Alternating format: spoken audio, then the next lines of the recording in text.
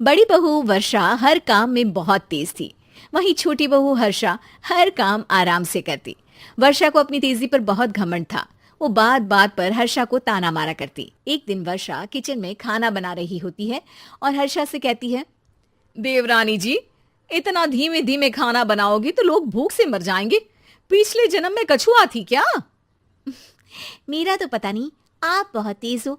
आप पिछले जन्म में एक घोड़ा थी क्या? वर्षा आराम से चली जाती है। खाना खाने के बाद वर्षा का पति गौतम, हर्षा का पति लोकेश और उनके माता पिता बैठकर टीवी देख रहे होते हैं। तभी सास कहती है, अरे रामायण लगा दो हर्षा। हर्षा धीरे धीरे चैनल बदलती है। जब तक रामायण के चैनल पर पहुंचेगी रावण मर भी चुका होगा। हाँ बेटा हर्षा, जल्दी लगा देना, राम भगवान के दर्शन कर लूं। जी लगा तो रही हूँ। इतना स्लो?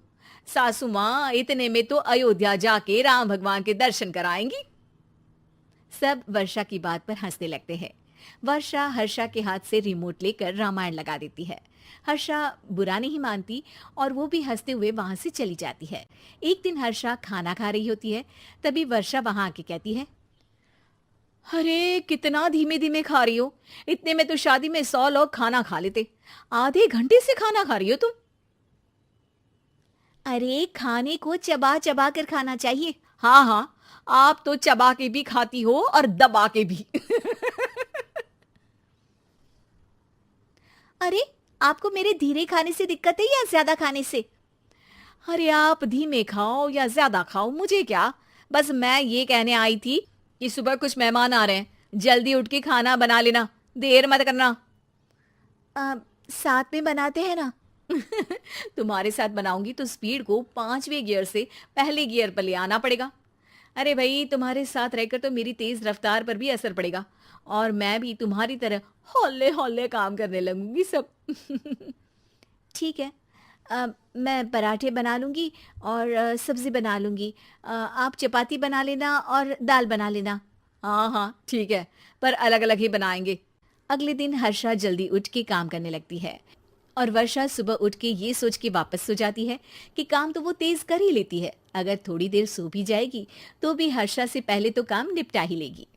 हर्षा बेटा, आज भगवान के लिए थोड़ा जल्दी हाथ चलाना। हाँ, मेहमान आने ही वाले हैं। जी हाँ माँ, आटा गूंद लिया है, आलू उबल रहे हैं, पराठे बनाने ही वाली हूँ, फिर सब्जी भी बना लूंगी।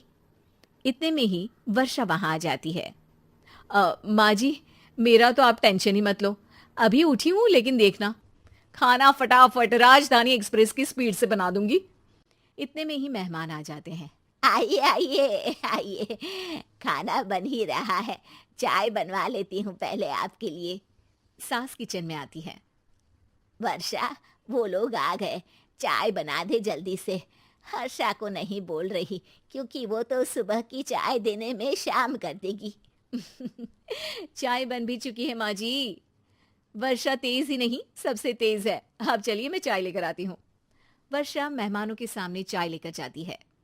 ये हमारी बहू है वर्षा, तेज वर्षा कहते हैं इसको। हर काम में इतनी तेजी रखती है जैसे मिल्खा सिंह भाग रहा हो। अरे वाह वाह, फिर तो खाना भी जल्दी मिलेगा हमको।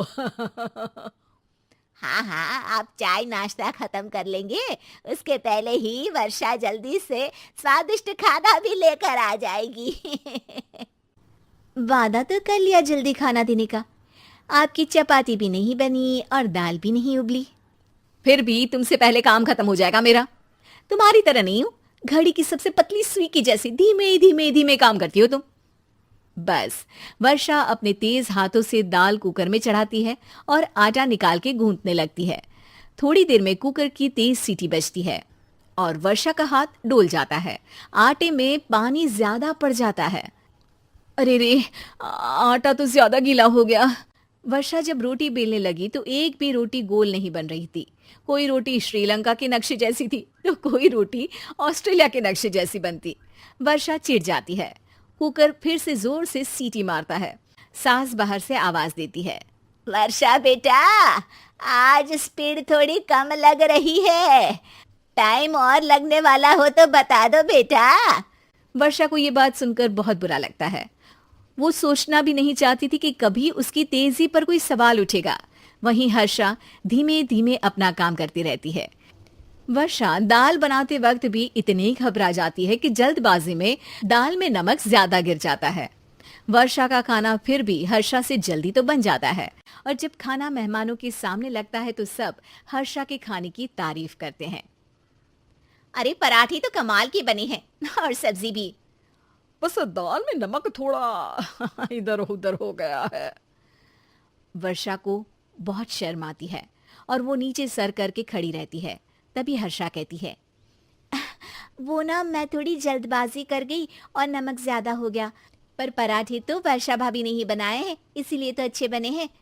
वर्षा ने कभी नहीं सोचा था कि हर्षा के काम की इतनी तारीफ होगी, लेकिन वो उसका यश वर्षा को दे देगी।